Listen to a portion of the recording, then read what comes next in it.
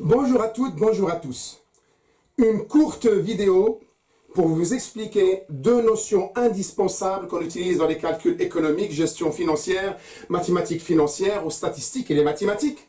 C'est la différence entre le taux d'évolution global et le taux d'évolution moyen.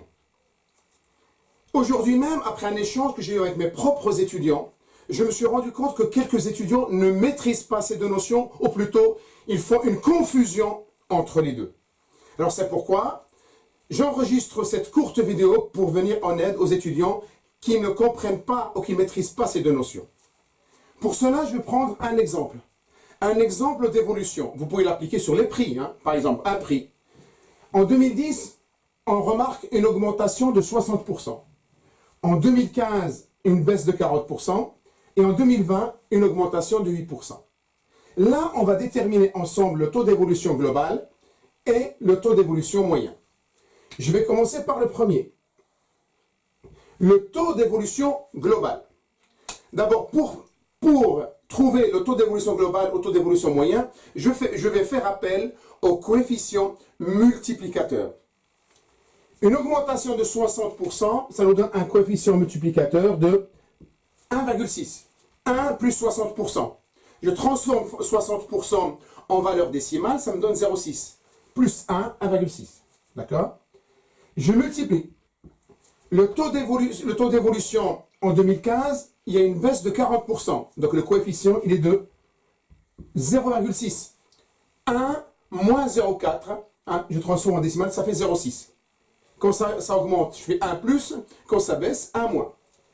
Multiplié par, et là, une augmentation de 8%, ça nous fait un coefficient de 1,08. Je multiplie les trois coefficients multiplicateurs, et nous arrivons à, donc je le fais en direct, 1,6, multiplié par 0,6, multiplié par 1,08, et on trouve 1,0368. Ça, c'est un coefficient. J'enlève 1 pour passer du coefficient multiplicateur au taux d'évolution. Donc je fais 1,0368 moins 1. Je trouve quoi? 0,0368. Et je multiplie par 100 pour avoir le taux. Et là, je trouve 3,68%.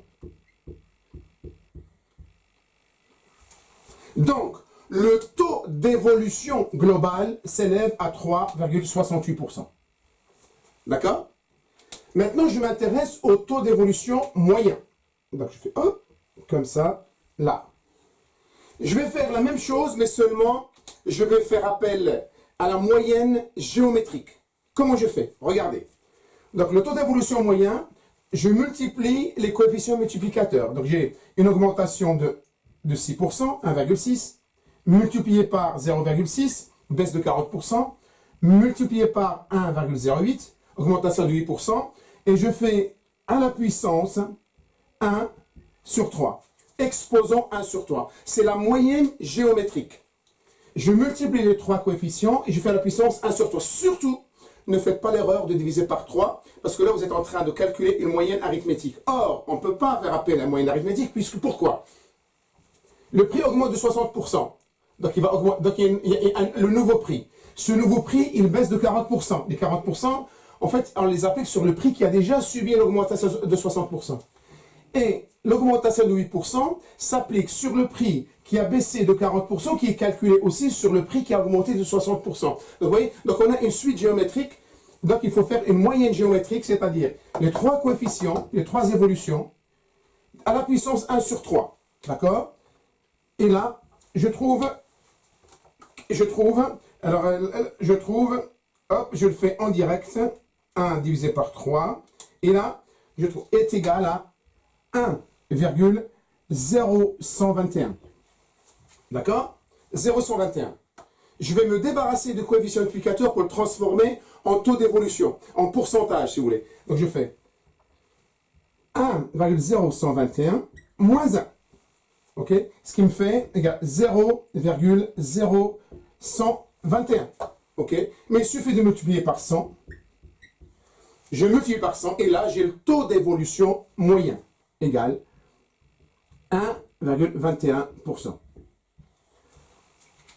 Donc le taux d'évolution global, d'accord, est de 3,68.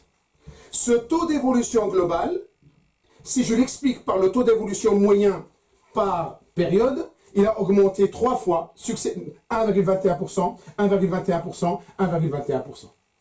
Oui. Donc voilà la différence entre le taux d'évolution global à ne pas confondre avec le taux d'évolution moyen. J'espère que maintenant vous maîtrisez ces deux notions, vous ne les confondez pas, et maintenant vous pouvez les appliquer sur des indicateurs économiques comme le prix, par exemple. J'espère que cette courte vidéo vous aide dans vos révisions. Eh bien, je n'ai plus qu'à vous dire bon courage et peut-être à très bientôt dans une autre vidéo pour d'autres notions économiques. Au revoir.